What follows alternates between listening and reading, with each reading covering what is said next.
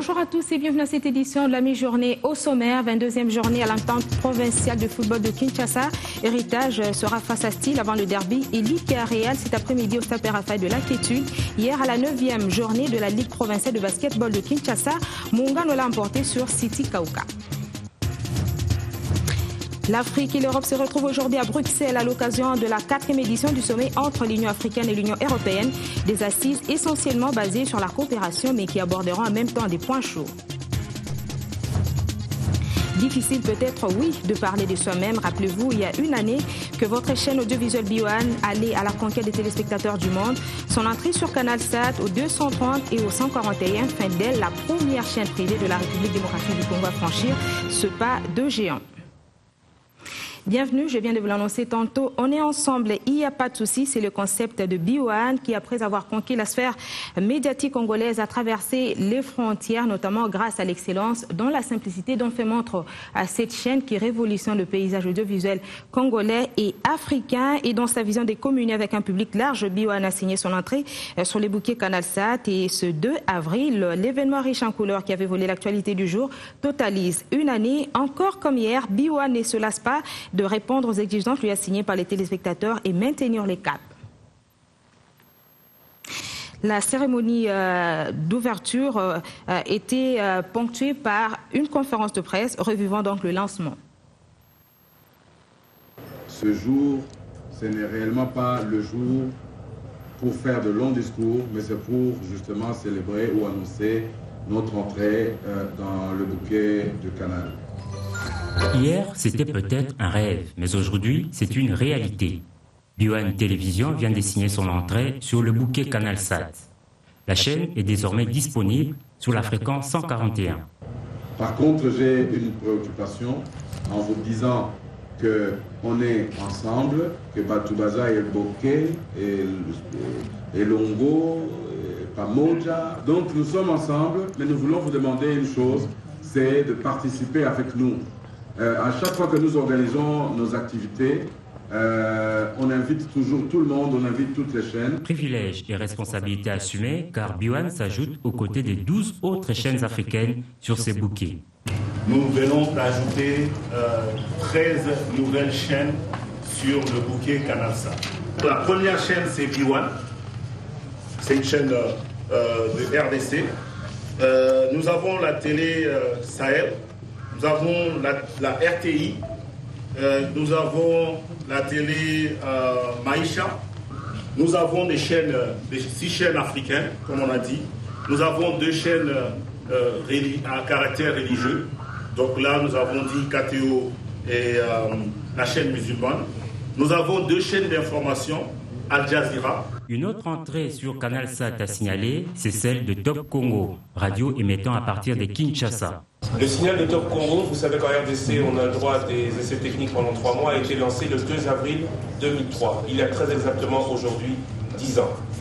Et puisqu'on reste dans la symbolique, certains peut-être connaissent la jeunesse de Top Congo. Top Congo est né d'une idée issue de la diaspora en Belgique, issue de Radio Panique, qui a été lancée le 28 mars 1993. Il y a 4 jours, exactement 20 ans. BioOne vient ainsi d'élargir son espace de diffusion et promet de satisfaire davantage ses téléspectateurs à travers le monde. Célébration très attendue par tous les téléspectateurs dont seulement un échantillon a été représenté. La liesse était au rendez-vous et le patron de l'entreprise BioOne, l'ambassadeur Jean-Pierre Moutamba, avait profité de l'occasion pour expliquer la dénomination de BioOne. L'entrée de BioOne sur le bouquet CanalSat s'est déroulée dans une ambiance de fête dans ses locaux situés à Binza-Pigeon. Plusieurs invités ont pris part à cette grande cérémonie qui a débuté par un point de presse. L'occasion était pour le promoteur de la chaîne de clarifier la signification de BioOne. Aujourd'hui, enfin, je vais vous dire ce que ça signifie BioOne. Le B signifie Batou, bateau, Bantou. Et le on de one, c'est on est ensemble. Donc on a trouvé moyen de contourner ça. Donc c'est Batou ensemble. on est ensemble, on met un trait d'union. C'est pour ça que chez nous, la priorité est de l'autre côté. Donc c'est le public, c'est vous. Et ensemble, nous faisons B1. Le succès que s'attribue B1 aujourd'hui est aussi à attribuer à la confiance manifestée par ses nombreux téléspectateurs qui ont toujours été fidèles à ces programmes. C'est la preuve de votre confiance qui fait qu'aujourd'hui, B1 est sur Canal. Donc vous avez apprécié les programmes, vous avez parlé de B1, ça fait un buzz quelque part. Et Canal Plus a senti ce buzz et a trouvé que c'était bon de mettre B1 sur Canal Plus. Donc je ne suis que très content. Une joie également partagée par les convives présents à la cérémonie. Ce n'est pas facile d'être sélectionné et être membre du bouquet Canal Sat. Ça veut dire qu'ils ont fait un travail, ils font leur travail avec beaucoup de sérieux, beaucoup de professionnalisme. C'est un travail de qualité et ça finit toujours pas payé. Aujourd'hui, ça a payé pour Douane, ça a payé pour Top Congo. Je demande à nos autres médias aussi que ça leur serve pour suivre cet exemple. Quelque chose de bien, surtout pour Top Congo FM, qui vient de très loin, et pour B1 pour la qualité. Donc, ça fera le bonheur de tout le monde. Les journalistes travaillent dans un monde presque véritable village planétaire. C'est qu'entre journalistes, il n'y a pas de clivage. La joie des journalistes de B1, c'est la joie des journalistes de la RTGA, parce que nous estimons que c'est les médias congolais qui seront désormais visible sur l'échelle mondiale, beaucoup plus sur l'échelle francophone. On est ensemble, il n'y a pas de souci. B1, l'excellence dans la simplicité.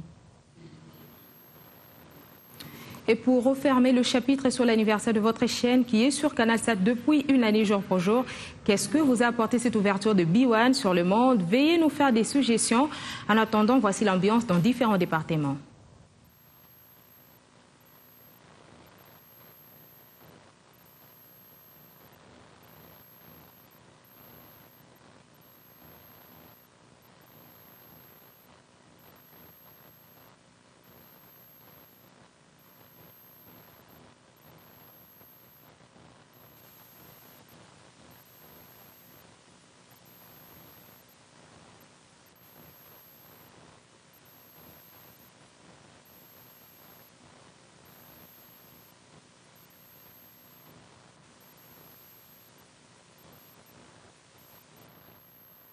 Revenons sur les sommaires pour parler du sommet Afrique-Europe. Il s'agit des assises sur la coopération essentiellement, mais la situation dramatique que vit la République centrafricaine en proie à des heurts meurtriers entre chrétiens ou aménistes anti-Balaka, il faut le dire, et musulmans, c'est le cas. La présidente Catherine Samba-Panza est par ailleurs présente dans la capitale belge. Retournons à Kinshasa, revivre la clôture de l'atelier sur l'applicabilité des lois basées sur les violences sexuelles faites à l'égard des femmes par le Conseil supérieur de la magistrature en partenariat avec Citiens en faveur des magistrats et officiers de la police judiciaire. Julien Panzi. Ils sont magistrats civils, militaires et officiers de police judiciaire qui se sont réunis autour d'une même table afin de réfléchir sur l'applicabilité des lois portant sur les violences sexuelles en République démocratique du Congo. Les violences sexuelles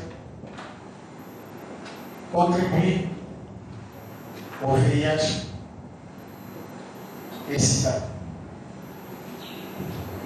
Nous devons prendre conscience de ce phénomène. Il est en train de prendre une ampleur démesurable dans notre pays. Maintenant, nous nous sommes fixés. Je pense qu'il faut maintenant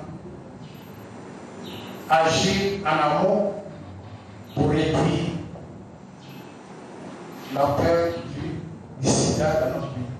Organisé par le Conseil supérieur de la magistrature avec l'appui de partenaires, notamment l'ONG Sea-Change, ces assises de 10 jours ont outillé le participant sur la célérité lorsqu'il s'agit de réprimer le cas des violences sexuelles et autres violences faites à la femme. Messieurs, madame, l'ensemble des participants et des facilitateurs ont révélé un certain nombre de difficultés liées à l'applicabilité de certaines dispositions légales en matière de violences sexuelles dans la pratique.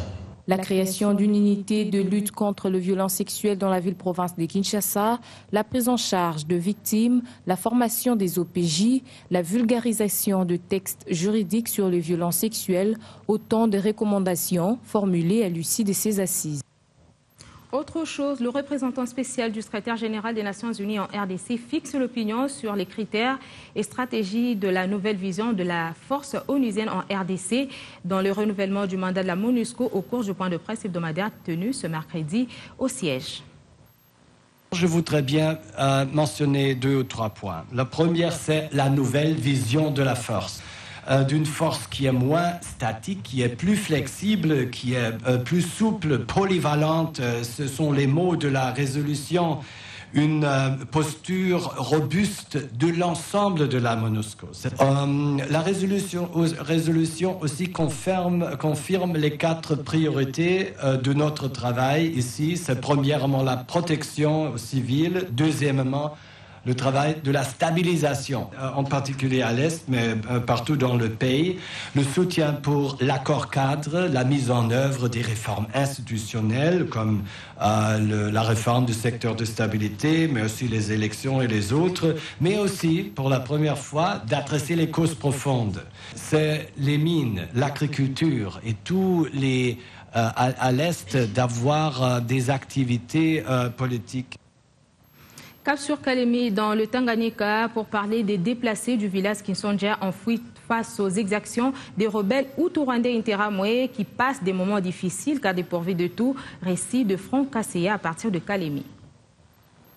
Ils sont plus de 1200 personnes. Ces personnes déplacées en termes sont venues des villages de Mississi, Kiloué, Matete et Kandje et se sont installés à Kinsonja, un village situé à 60 km de Kalemi, axe Bindera. Compatriotes qui ont fui des incursions à répétition des Interamwe dans leur village à ses provenances, ils manquent des tout. Ils vivent dans des tentes de fortune en paille qu'ils ont aménagées eux-mêmes et dorment à même le sol. Pour trouver des couards fonciers, ils doivent travailler des champs et puiser de l'eau pour les résidents. S'exprimant au micro des Biwan, le chef du camp plaide en leur faveur et appelle les hommes de bonne volonté à leur venir en aide. Kouloumi Lampo demande au gouvernement de leur donner des bâches pour leurs tentes, mais aussi des gobelets, casseroles et vêtements. Car, selon lui, une casserole est utilisée par 5 ménages, ce qui crée des conflits. Conscient de l'ampleur du problème, le chef Kinsonja, qui a servi se déplacer en leur arrivée avec un peu de farine de maïs, celui-ci sollicite l'implication des autorités locales, provinciales, voire nationales, pour décanter la situation. En matière d'approvisionnement en médicaments essentiels, une association vieille de 20 ans est au service des populations dans le Nord Kivu. Au vu de l'importance du travail qui est là-bas, le gouverneur Julien Paluku Kaongia souhaite que l'ASBL soit éligible aux interventions du gouvernement central, nous dit Patrick Sialoua dans cette correspondance.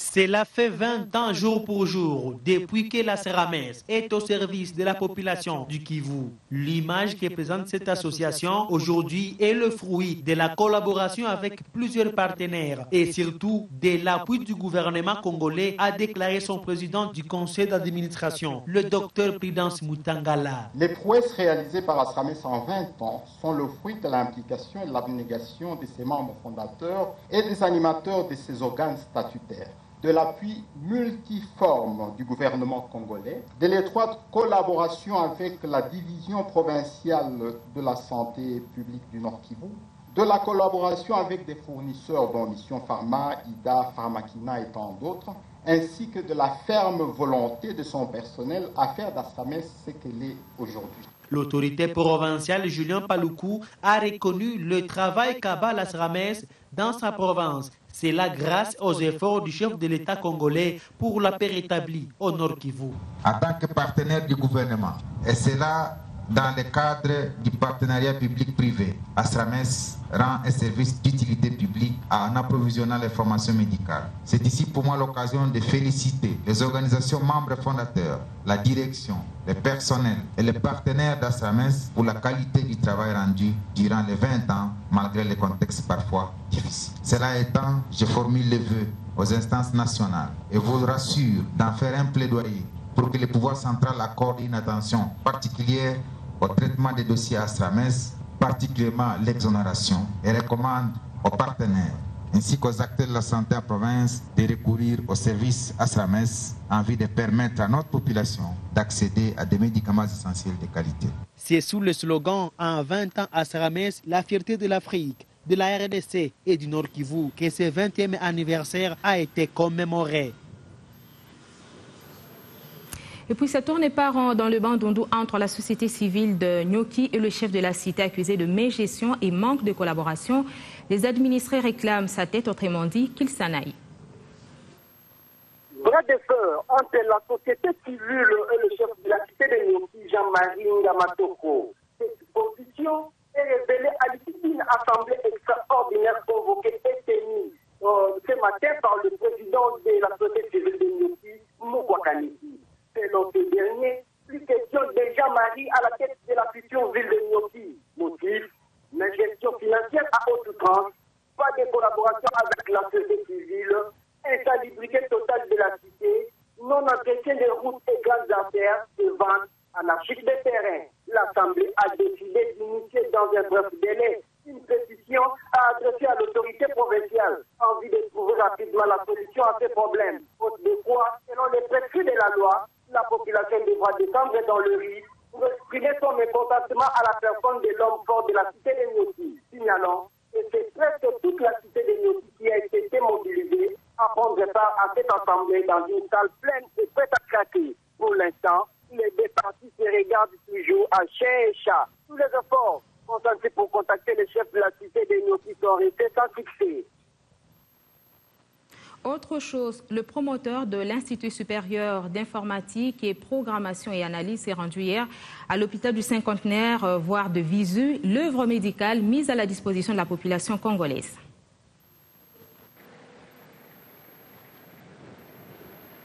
Des visites en visite, l'hôpital du Cinquantenaire situé dans la commune de Kassavubu n'en finit pas de recevoir la visite des Congolais.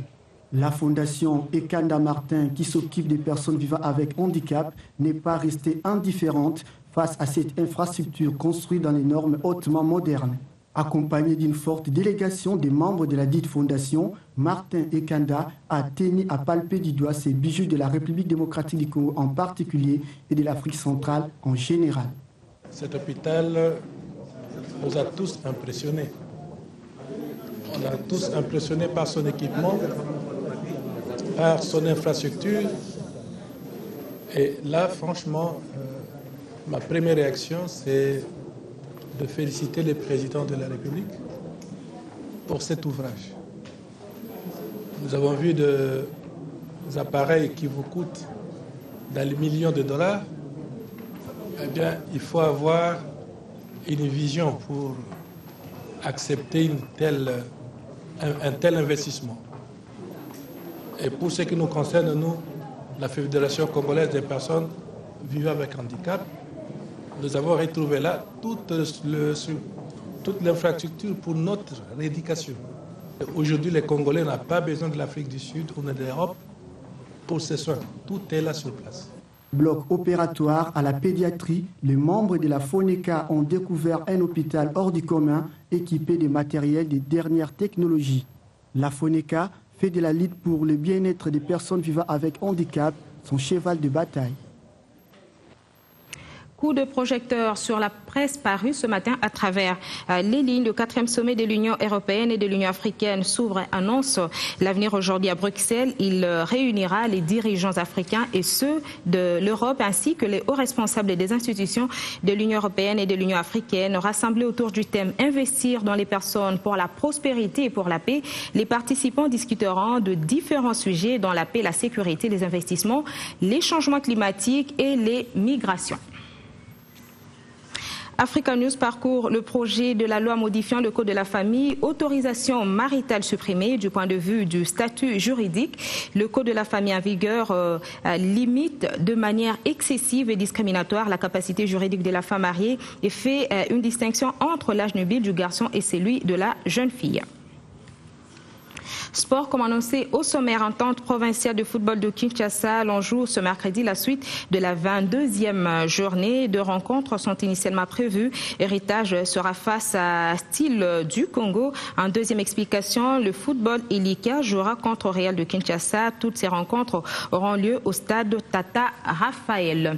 Basketball Mungano a battu hier soir Kauka City sur la marque de 95 contre 45 au match comptant pour la 9e journée de la Ligue provinciale de basketball de Kinshasa à Limka dans la commune de Kalamu. Patrick Osomba.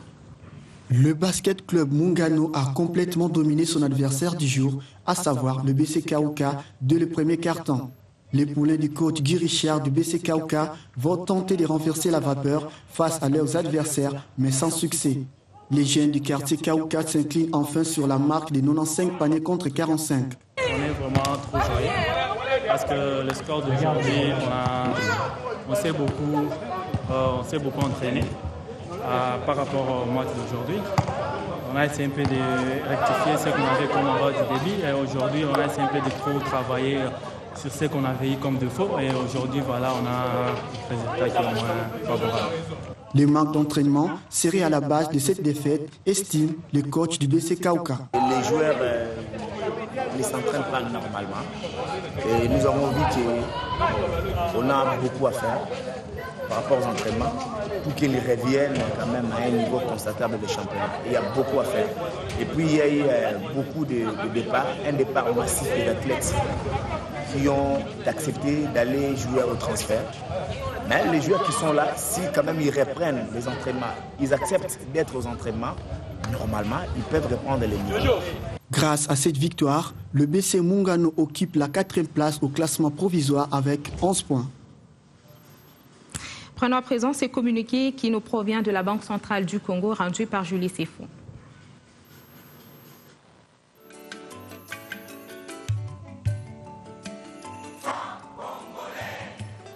Avis d'appel à candidature. Installation des réseaux ondulés au bâtiment administratif de la Banque centrale du Congo à Kinshasa-Gombe, AAC numéro 001-CM-TSH-2014. 1. La Banque centrale du Congo, BCC en sigle, institution de droit public, dotée de la personnalité juridique et régie par les dispositions de la loi numéro 005/2002 du 7 mai 2002 relative à sa constitution, à son organisation et à son fonctionnement. 2. La BCC a l'intention, dans le cadre de son budget, d'utiliser une partie de ses fonds pour effectuer des paiements au titre du marché pour l'installation des réseaux ondulés au bâtiment administratif de l'Institut des missions à Kinshasa-Gombe. 3. La passation du marché sera conduite par l'appel d'offres précédé d'une préqualification et ouvert à tous les candidats éligibles et préqualifiés. Les candidats intéressés peuvent obtenir des informations au secrétariat de la sous-direction des approvisionnements de la Banque centrale du Congo et prendre connaissance des documents de préqualification. 4. Les exigences en matière de qualification sont notamment fournir le statut de l'entreprise, fournir les preuves que l'entreprise est en règle avec l'administration fiscale et l'INSS, attestation fiscale, avis d'ajustement. Avoir une existence juridique au moins égale à 3 ans et réaliser des prestations similaires au cours de la période précitée. 5. Les candidats intéressés peuvent obtenir un dossier de préqualification complet en formulant une demande écrite au secrétariat de la sous-direction des approvisionnements de la Banque centrale du Congo et sur présentation d'un bordereau obtenu après un paiement non remboursable de 460 000 francs congolais au compte de la BCC numéro CC11 000072. 6. Les dossiers de candidature doivent être reçus sous pli fermé et sous double enveloppe et remis en main propre à l'adresse ci-dessous et au plus tard le 2 mai 2014 de 9h à 14h30. 7. Le nom et l'adresse du candidat doivent figurer sur l'enveloppe intérieure. Les 2 enveloppes intérieures et extérieures devront porter clairement la mention « Demande de préqualification pour l'installation des réseaux ondulés au bâtiment administratif de la Banque centrale du Congo, bar Kinshasa. AAC numéro 001, bar BCC, bar CM, bar TSH, bar 2014. 8. Un accusé de réception sera fourni pour toute candidature reçue. 9. Les dossiers de candidature seront ouverts en présence de représentants des candidats présents dans la salle des réunions de la direction juridique le 2 mai 2014 à 15h. 10. L'adresse ci-dessous est République démocratique du Congo, Banque centrale du Congo, sous-direction des approvisionnements, Commission des marchés, 563 boulevard Colonel Tchachi, Kinshasa, Gombe. Signé Deogracias Mutombo Mwananyembo, gouverneur.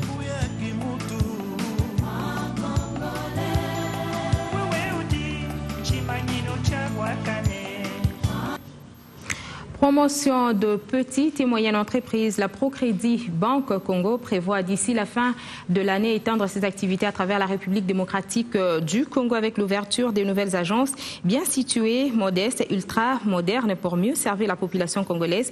Elle est opérationnelle depuis 2005. À son arrivée en République démocratique du Congo en 2005, la Procrédit Banque Congo s'était donné comme mission la promotion des petites et moyennes entreprises. Depuis lors, chaque année qui passe, cette banque a toujours innové dans ses services pour satisfaire sa clientèle. 2013 a été une année de grands défis pour cette institution bancaire. Tout le travail abattu avait pour but de rendre la banque plus efficiente. La vision pour 2014 est déjà définie. La Procrédit Banque Congo compte d'ici la fin de cette année étendre ses activités à travers la RDC avec l'ouverture de nouvelles agences plus petites, bien situées, ultramodernes, agréables, avec un service plus rapide. L'innovation reste l'idée créatrice de la Procrédit Banque Congo, car la Banque internationale est la première à lancer le système de cartes bancaires et des distributeurs automatiques des billets en RDC. D'autres innovations sont mises en place pour l'efficience des services de la Procrédit Banque Congo à travers ses 16 agences à Kinshasa, à Matadi dans le Bas-Congo et la ville de Lubumbashi au Katanga. C'était d'autres innovations que nous avons faites récemment. C'est notamment des distributeurs de billets où on peut déposer l'argent. Donc le client peut déposer à toute heure de la journée et de la nuit, peut déposer son argent sur son compte directement au moyen d'un distributeur de billets qui cette fois-ci ne distribue pas les billets mais les accepte. Et nous avons aussi un service qui s'appelle Paybox qui est dans nos agences qui permet aussi de faire des dépôts par l'intermédiaire d'une machine à dépôt. Les bilans de la Procrédit Banque Congo restent positifs. L'état financier de la banque révèle qu'en 2013, la Procrédit a réalisé un profit net d'1 740 000 $ américains, octroyé 72 millions de dollars de crédits aux entreprises et le volume de dépôts a atteint 60 millions de dollars américains. Procrédit Banque Congo, l'innovation avec nous, pour vous, une devise que cette banque veut à chaque instant réaliser. Une année, ça se fête, mesdames, messieurs. BioOne totalise une année depuis qu'elle a signé son entrée sur CanalSat au 230 et au 141. Première chaîne privée de la République démocratique du Congo à franchir ce pas de géant. Question de conquérir des téléspectateurs du monde. Fin de cette édition du journal. Merci de nous avoir suivis. Restez branchés sur nos antennes.